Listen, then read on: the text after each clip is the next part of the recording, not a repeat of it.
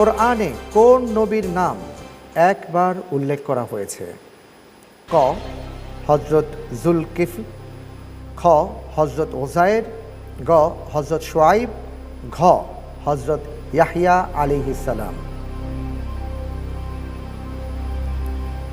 وقالت اليهود عزير ابن الله قال يا شعيب ما نفقه كثيرا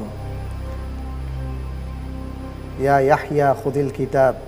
উত্তর হলো খ হযরত ওজাইর আলাইহিস সালাতু ওয়াস সালাম।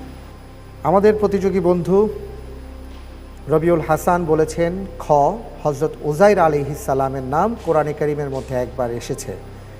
আমরা দেখতে চাই বিষয়টি কি। সঠিক উত্তর আলহামদুলিল্লাহ। মাশাআল্লাহ মাশাআল্লাহ, আলহামদুলিল্লাহ, ঠিকই বলেছেন। আল্লাহ সুবহানাহু ওয়া তাআলা হযরত ওজাইরের নাম একবারই বলেছেন, একবারই উল্লেখ করেছেন। মাশাআল্লাহ, খুব ভালো খেলছেন।